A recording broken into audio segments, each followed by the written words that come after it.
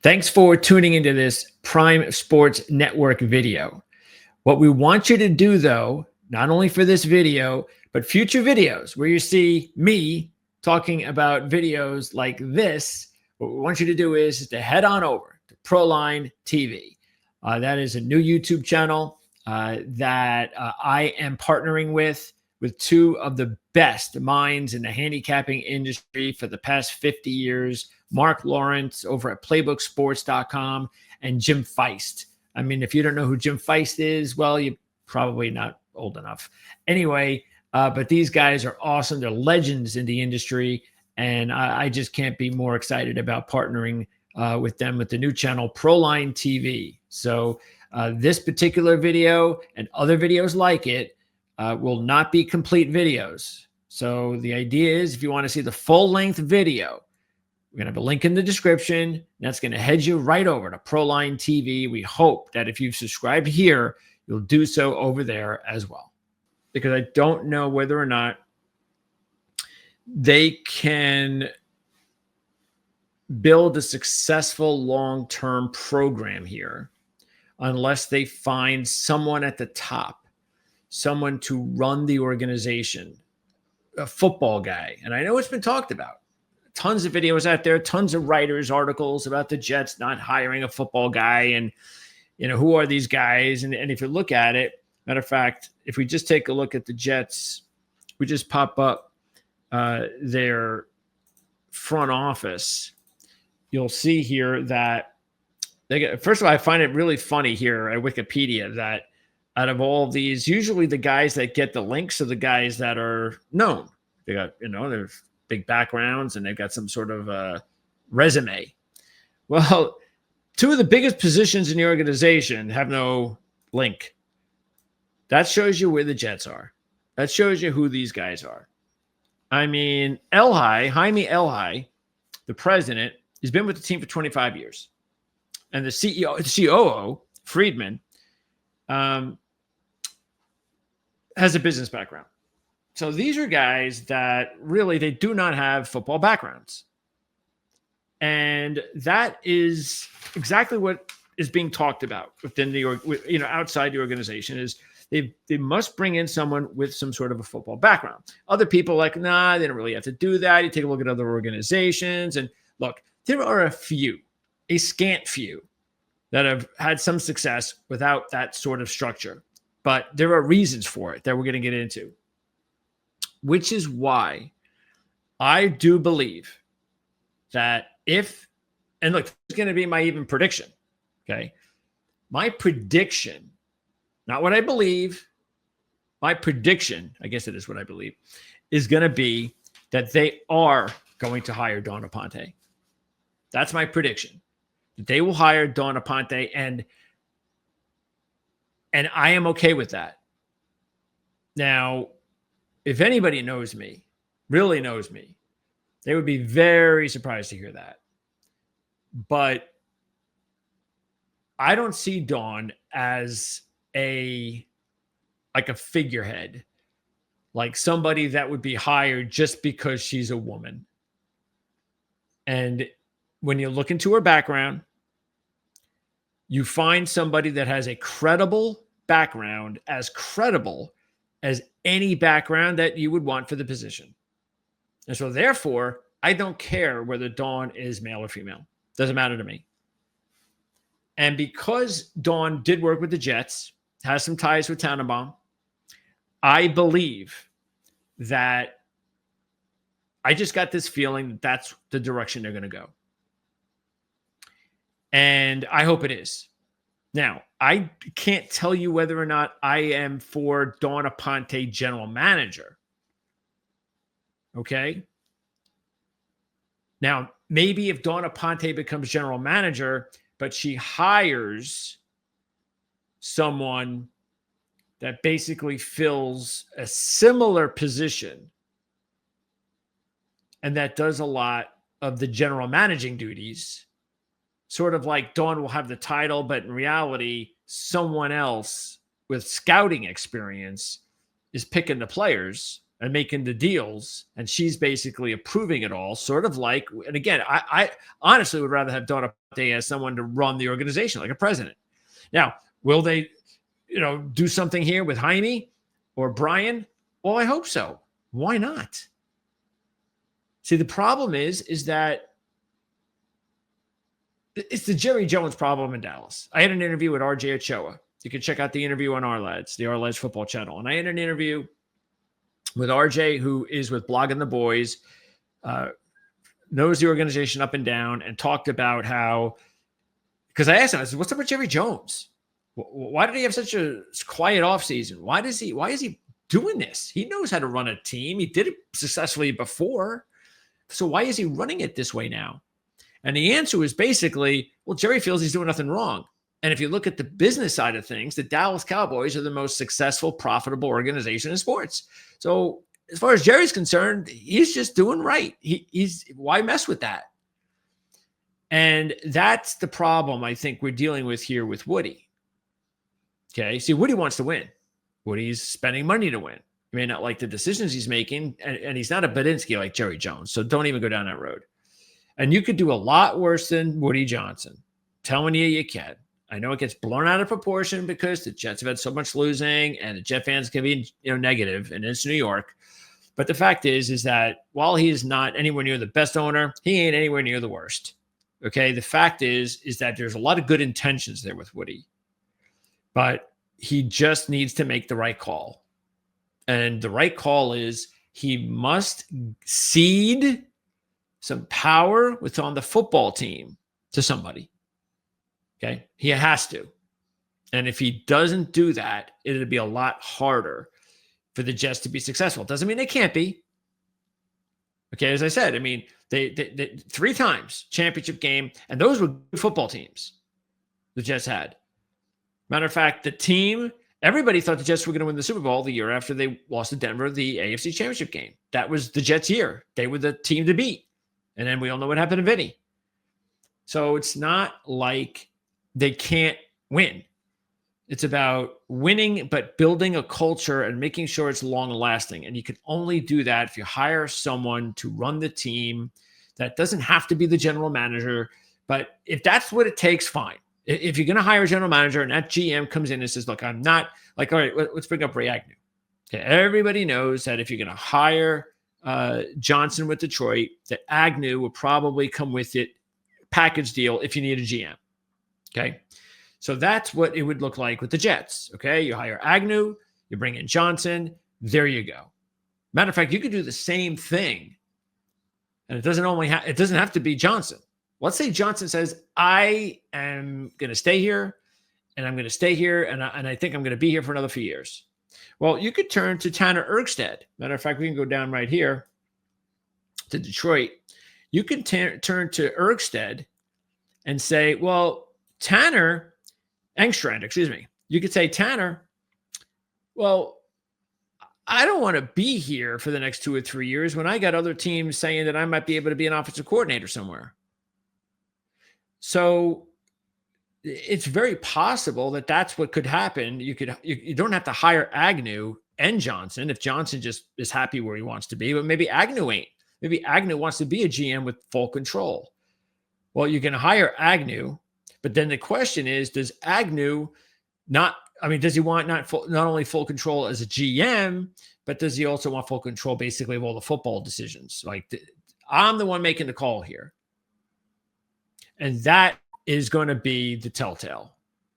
Okay. Now, they might still make a really good hire, and the hire hires a good offensive coordinator or defensive coordinator, depending on where the coach background comes from. And it might still look like, all right, you know what? It ain't the prettiest picture. It's not what we wanted, but it's better than what it could have been. And we might have to come up with that final analysis when it comes to that. And that might be the case. But to hit the home run, you've got to hire someone. Like, let's say Donna Ponte is being interviewed. Dawn, and let's say it's not just about the GM role. Let's say Dawn is going to come in here, or someone like Dawn with similar credentials, and say, look, I need to run the team my way. I'm the one that has the last say. Now, if you want to have some sort of say like 49%, I'm all right with that, but I get 51. If not, I'm not here. I'm not going to come to this organization, and then when it comes down to it, you get to make the final call on all this. Now, I'm okay with the financial part. If we need money, that thing that I'm okay with. Okay. It's not my money, it's yours. If I need money, I'll ask you. If you want to give it to me, great. If not, I'm all right with that. But everything else has to be up to me. And we can only just hope that's how it works out. So again, let's say you hire Ray Agnew, Johnson stays, and you can go to Engstrand. You go, all right, bring Engstrand in. Well, then I'm okay with that. That's okay. And maybe Agnew gets the kind of a power and authority that we just talked about. All right. So what I want to do is run through, because I'm going to give you some examples here. And we're not going to go through them. I don't know how many we're going to go through, but because there's a few things I want to do here. This is one. All right. So we talked about having football people in big parts of the organization, big decision parts of the organization. So what is it? Like, why is it that this is what the Jets need? Well, because if you look at it, let's just go through some. All right. So like here in the division, you have here's some examples. Okay. See, here you got the Pegulas, but the Pegulas are the owners and they run the team. That's why he's the president, but he has the background in sports. So this is what the Pegulas made their money on, sports, and they got that background.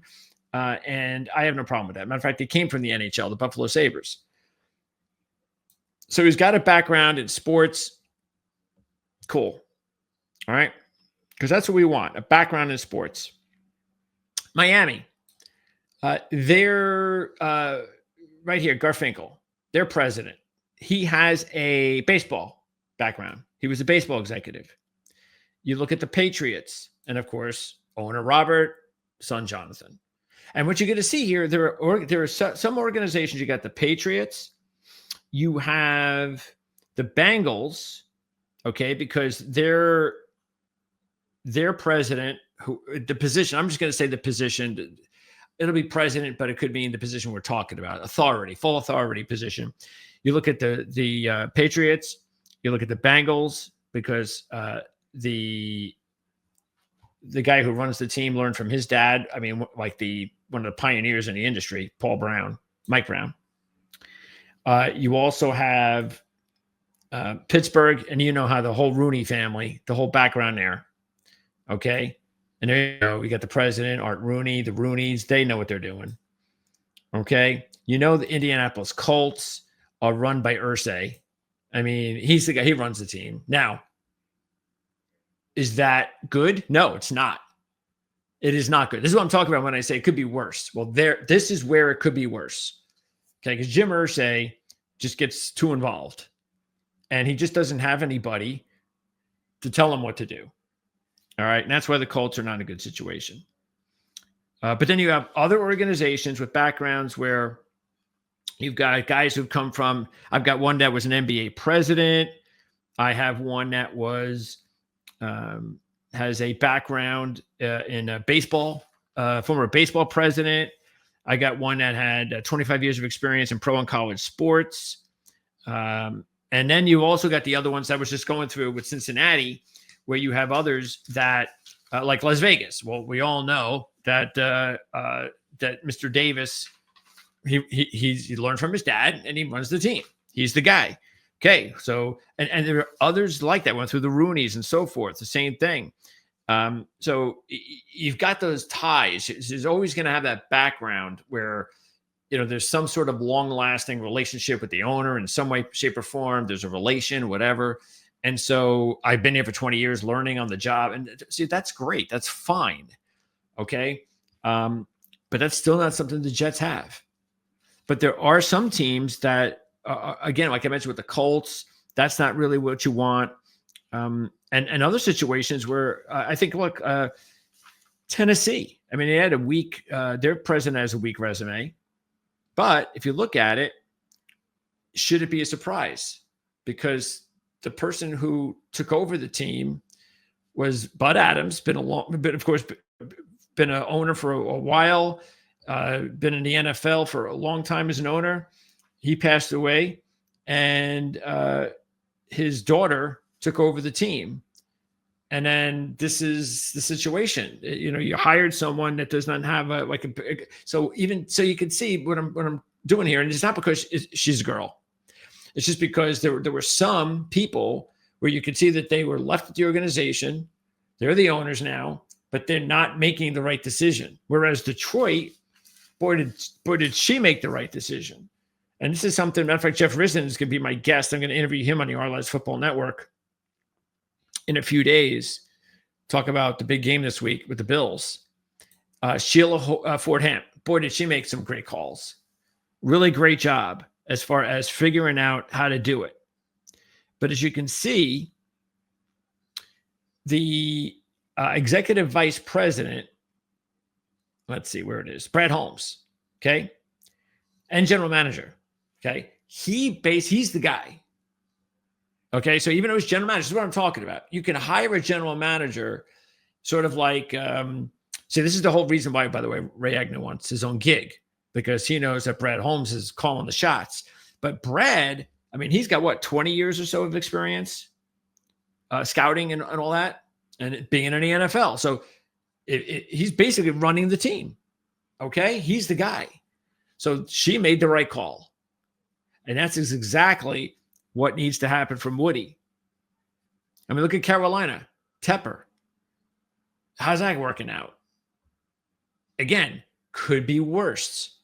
He basically has, Badinski'd himself into everything, and it hasn't worked out.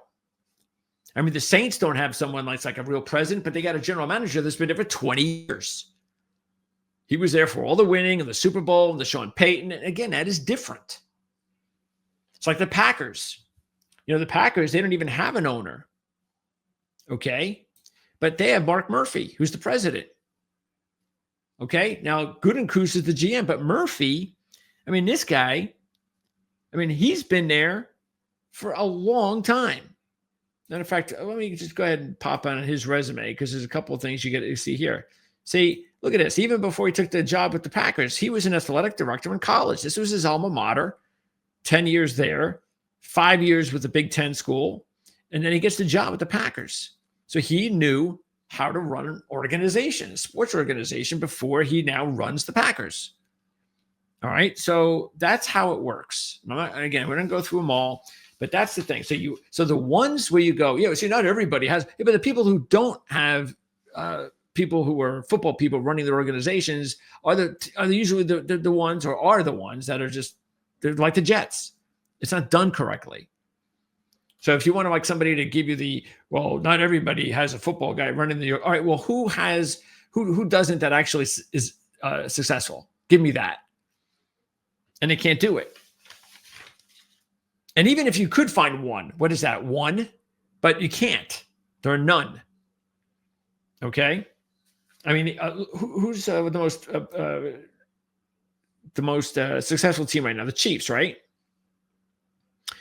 Well, Mark Donovan, take a look at Mark Donovan. Now, I don't think Mark has an impressive resume.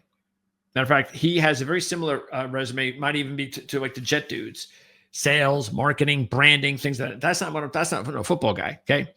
But Clark Hunt, okay? Clark, he learned from Lamar, one of the pioneers in the NFL. He learned. So that's what made him a success.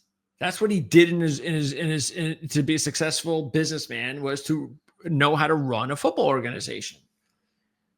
So that's why if somebody wants to point out someone like Mark Donovan, well, talk about Clark Hunt. Okay, because Clark Hunt knows what he's doing compared to Woody Johnson, has that experience.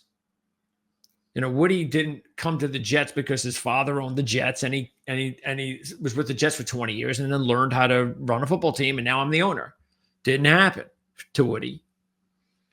All right. So I don't need to go on and on, but that's something I just wanted to bring out. And that is why I think it is totally the number one criteria for the Jets this offseason is to find somebody who can run the team. And I'm not just talking GM. Okay. That's important. Now, coaching candidates. Tannenbaum is going to be the guy, right? Certainly looks that way. I know he's only going to recommend, but I mean, I think I'm going to be pretty shocked if we hear Woody Johnson hiring someone that Mike Tannenbaum didn't recommend. But whatever the case may be, let's talk about Vrabel. This is important because, Jet fans know that Vrabel is someone who could get the job. And as I said in my last video, it's not the path I want to go down unless Mike Vrabel, just like Belichick. I mean, again, if you're going to go down the path of on the defensive side, it's either Belichick or if you hire a Vrabel or an Aaron Glenn, I need to know, and this is what Woody needs to say. Again, I prefer Woody hired someone to have this mandate and not Woody. But what needs to be said is before I hire you, since you're a defensive head coach, what is your plan for offense? And if you don't answer the question the way that you need it to be answered, then I can't hire you. Okay, I can't hire you if you're going to be bringing in someone on the offensive side without some sort of track record or without some sort of stability, whatever the case may be. We can't do it again. Okay, because this is what we've done for forever, and it hasn't worked. We need somebody on offense to teach the offensive side, and especially the quarterback position, and whatever young quarterback this team goes after, has to be the right guy to teach these kids how to play, especially a quarterback. So if Vrabel, let's say Vrabel's the guy, and I have no problem with Mike Vrabel. Matter of fact, I would be happy if Mike Vrabel was the head coach. Again, as long as he hired the right offensive guy. So who could he hire? Well, I think, as crazy and funny as this sounds, I could see a situation if Mike Vrabel becomes the head coach of the New York Jets, where he hires someone by the name of Jason Vrabel, who is not related to him. But Jason is someone who has a position right now with the Green Bay Packers. I might even pop this on the board here again. I took it off. But, and let me go ahead and do that. Pop it back on the screen. So Jason, as you can see here, he's passing game coordinator for the Packers. Okay. So Jason, a little bit of a resume background here, if you could take a look at it. All right. So you look at here, he's been around a long time. He's got a lot of positions over here and so forth. But look at this. First of all, he does have a Jet background. The other thing that's important is this.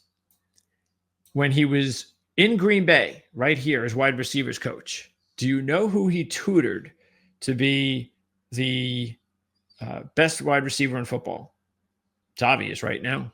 Davante Adams. And Davante Adams will be here with the Jets next year.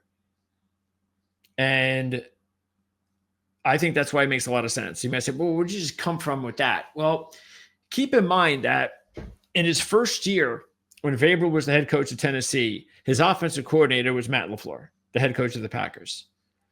So unless they have some sort of bad blood between them that I don't know about, and it's usually not the case, then there are ties there with the Packers staff. And so you have someone that is not going anywhere. You're an offensive guy. You're on the Packers. You know who the boss is. So anybody that wants to get a really top position to call plays, run the offense, going to have to leave Green Bay. And Vrabel would have to leave Green Bay. Now, can he be a coordinator? Well, I think that's possible. How funny would that be, by the way, to have a Vrabel and they're not even related. But keep that in mind. I think that is a position right there that makes a lot of sense. And that's where I would say, okay, if that is where you're going, I might buy into that. It makes a lot of sense. He's coached with Davante Adams, knows that deal. And by the way, if he was coaching there with Davante, you know who else was there. Now I bring up Aaron because this is also important. I think all of this stuff, I didn't watch or listen to any of it this past week leading up to the Miami game because I'm just so sick of it. Now that they're losing and they just keep losing, and if he doesn't play well, I mean, they're just going to trash Aaron like nuts. And it's just so boring. It just is. Just best advice I can have is if you hear this kind of stuff, just put this mental, block here. Well, not block, but to put this mental note here that says, all right, if this is how you're going to play this game with Aaron, then I know exactly what the deal is here. I know what you're really more interested in, but because you're not interested in the truth, you're just interested in slamming someone and making a story. I'm up to here with all this criticism about. You can criticize Aaron for a lot of stuff, but when you just don't know. And I've said this before. Just go to my other videos, and again, take a look at how the players responded to Aaron, what they think of Aaron on the Jets, before you come out with some nutty thing about how Aaron Rodgers is all about Aaron Rodgers and therefore, if that's the case, and I guess everybody on the team knows it, that he must be a prima donna. And if that's the case, well, then why would anybody like a prima donna? So, who do you trust? Do you trust, again, go back to one of my recent videos on the channel. It's on Prime Sports Network. I'll try to remember to put a link in the description for one of the videos. And you can check it out for yourself. Again, do you believe what you see and hear, or do you believe a writer's rumor about something that was said or watched or heard? I'd rather I see it and I hear it. That's what I believe. All right. So anyway, this is important to note because there's going to be a question the Jets are going to have to face next year with whoever comes onto the organization. GM runs the team, whatever. And that is, okay, what do we do with this quarterback position? Now, there are a few options. One is that you're going to try to go out and get someone in free agency, someone that you think maybe can establish himself. Like, for instance, let's just say Sam Darnold was someone else other than Sam Darnold. He might be the perfect type of quarterback that the Jets would want to bring in. But obviously, you're not bringing Sam Darnold back to New York. So, but that would be what you would want. Now, are there any players like that out there? I don't think so. Or, hey, maybe the Minnesota Vikings like Sam Darnold so much that they're willing to trade J.J. McCarthy. Did you ever think of that?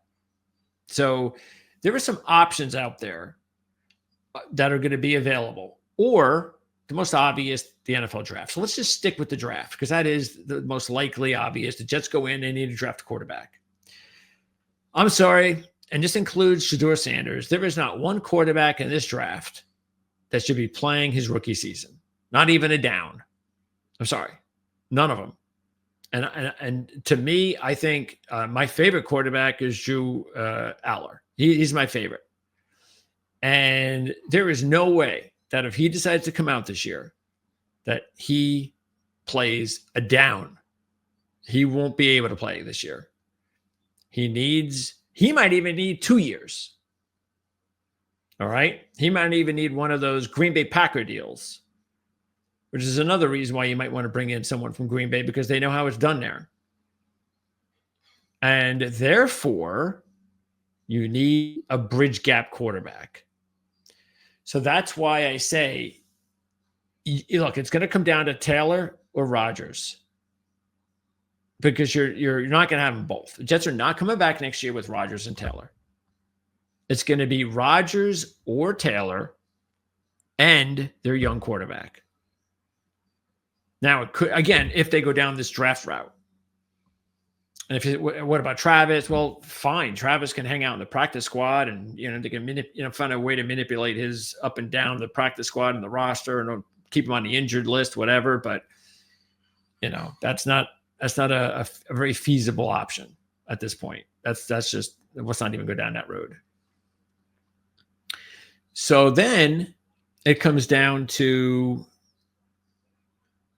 the quarterback who is going to be the bridge gap, as I was saying. And look, I don't know. The guy that comes in here might just say, I can't have Aaron around here. He's too big of a distraction, maybe even.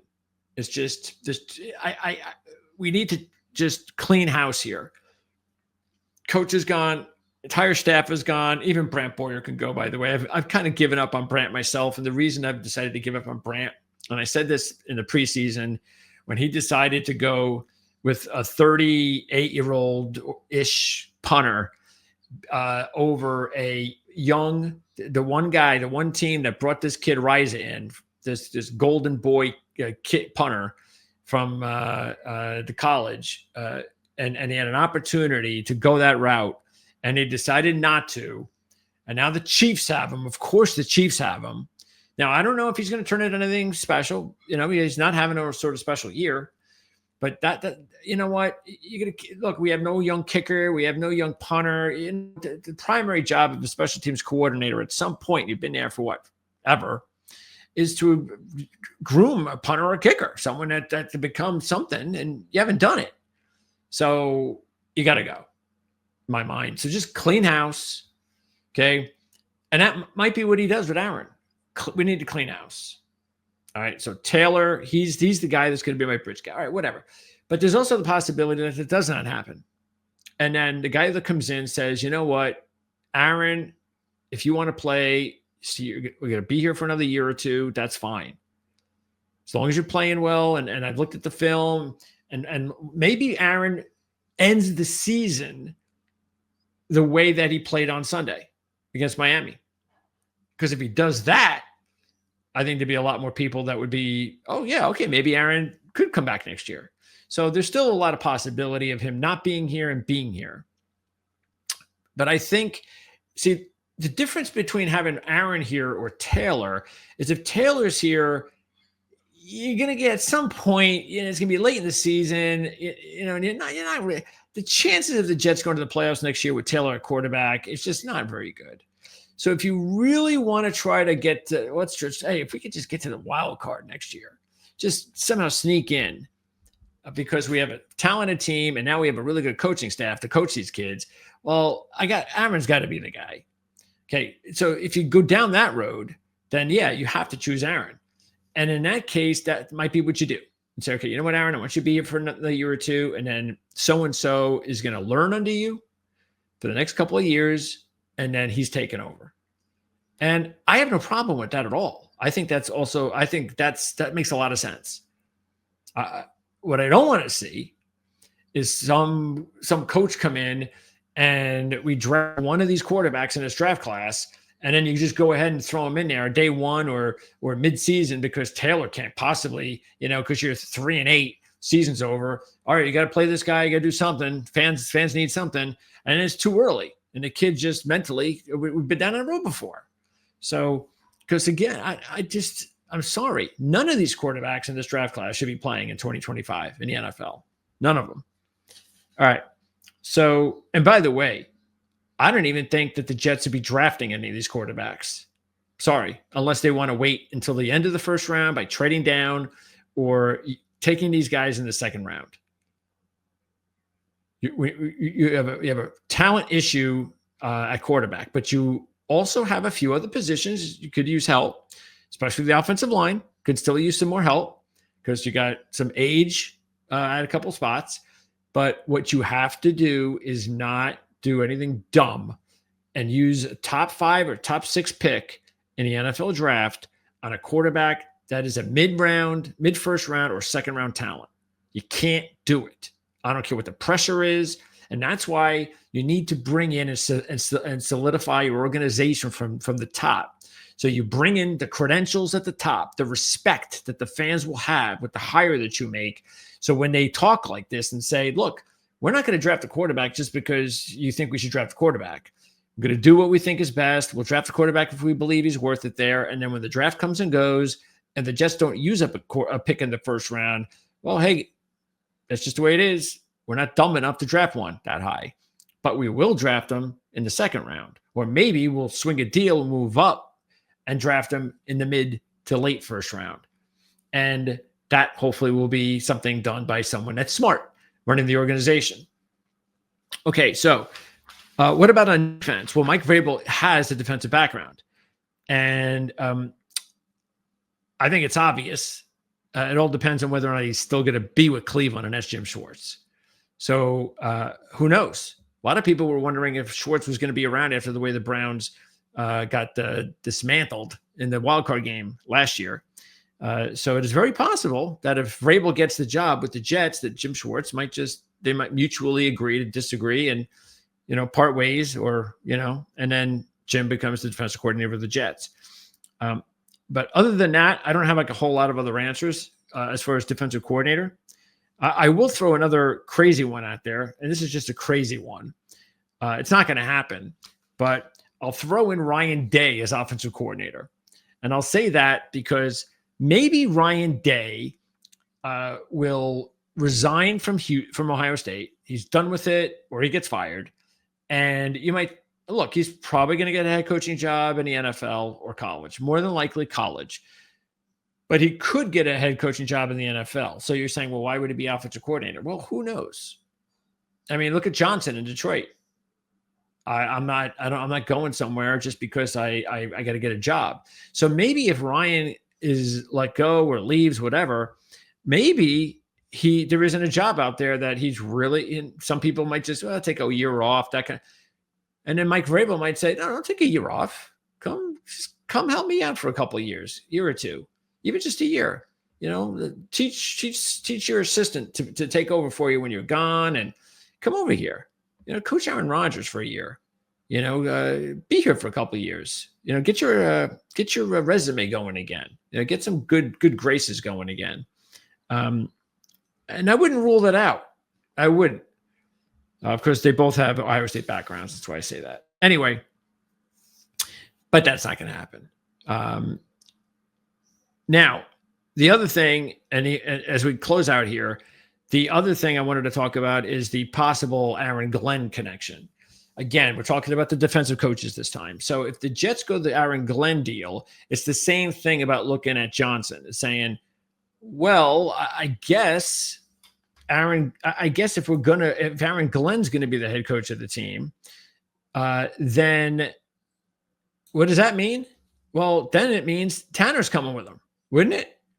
Once again, you would think if Ben Johnson is pulling one of those I'm not going anywhere deals, and you have a meeting with Aaron Glenn, which I would guess the Jets might, then that would be a great hire. Jet fans would love it. But who's your offensive coordinator? Well, I'll bring this guy with me. All right. So that could make a lot of sense. Once again, Agnew, Erngstrand, and do I have it here? Yeah, Aaron Glenn. So I could definitely see that as well. Now, look, I'm not trying to sit here and tell you that I think Tanner Erngstrand is some sort of Ben Johnson, but he's an option because he's learning from the best. And I think it's pretty foregone conclusion that if Ben Johnson does decide to leave, look, I'm not going to sit here. What are we going to sit here and talk about Ben Johnson for the Jets? I mean, that's the most easiest idea in the world. I will say this, though. I'm going to counter this with the people who were, because there's a lot of them out there. Oh, nobody worth anything is going to take over the head coaching job of the Jets. That is just so lame. Okay. Now, I can understand that they would not do that, but only if they weren't there with someone that they trusted. That the difference between the owner and their head coach position, who would that be? That's more important than the owner. Okay, so let's say the Jets don't hire a president. They don't hire someone with a football background to run the team. But they can hire someone, say Ray Agnew, and he's the GM. But let's say he doesn't have the final word, and Woody still does. Well, Ben Johnson is not going to say no to the Jets because of the Jets. And because Woody's going to get the last word. He'll trust Ray Agnew. That's his guy. It's the only guy he has to worry about. And then they would come together. And there you go. And the other thing is that it's New York. Okay? I mean, you know how uh, um, really bad you'd have to be as far as an owner, like really bad. I mean, you have to be one of these owners like Tepper, guys like that. So far, Tepper, again, he might eventually as well. Maybe he finally made the right hires, GM, head coach, quarterback. Maybe it's finally going to work out for him too. But the fact is that the Jets are not run by some megalomaniac who has never been successful, sort of like Snyder. Okay, Dan Snyder. He's a perfect example. It's not like that. All right. And then you're with the Jets, okay? And maybe more importantly, the Jets roster. Because you're going to come to the team, you're going to say, okay, does the owner want to spend money? Is he want to win? Yes. Where am I? New York. How's the team? Do they have the personnel? Yes. Obviously, because the Jets have been favored so many times this year when they didn't deserve to be favorite. When they kept losing, they were favored in Pittsburgh, for crying out loud. Don't forget about that. And why? Not just because of Aaron Rodgers, because the talent on the team is there. They're a talented football team. They're just the worst coach team in the league. Okay? So that's why they have all these losses. And that's the other thing. Oh, it's going to take us another 3 or 4 years. Oh, it's just the losing and the losing and the losing. The fact that you saw what happened, you saw the information that came out. I forget who put it out. It might have been The Athletic. I think it was. And they talked about the recent situation with the Jets, like the rut they're in right now. And here it is, in case you didn't know. There were 6 games in which they had the ball late in the fourth quarter with a chance to win. They've lost all 6. They've lost 3 consecutive games in which they went into the fourth quarter with a lead, including on Sunday. They were up 8. They've lost 5 games this season in which they held the lead in the fourth quarter, a new team record. Okay, what is that telling you? I'm telling you right now what it's telling you. That they're this close. They're a coach away. They're stability away. They're the right hire away. And that includes if they want to stick with Aaron. That's all. That's what that is. That's how quickly it can change. Let's look at the LA Chargers. I said this before. And they're even in better shape because the Chargers were never in games like the Jets are this year. The Jets are the exact opposite of the Chiefs. The Chiefs, you would think they would lose every game or 6 games the way that they played. And yet they've won them all. And the Jets, instead of winning all those games, lost. They didn't even go 3-3. They went 0-6. They're this close from turning it around because this is a talented football team. And so any head coach that looks at this roster is going to go, well, this isn't going to take long. And especially if you're someone as smart as, say, if you want to just say Ben Johnson, but any coordinator that's worth anything, any offensive guy that's worth anything is going to say, I can make this work. Hey, I've got an ego. I know what I'm doing. You know, I'll work I'll help you find the right quarterback. Heck, I was able to change Jared Goff's career. I could change anybody's career here. So I'm telling you, don't listen to the media. This is a good job. The Jets are not going to have to hire some nobody because anybody worth anything is not coming.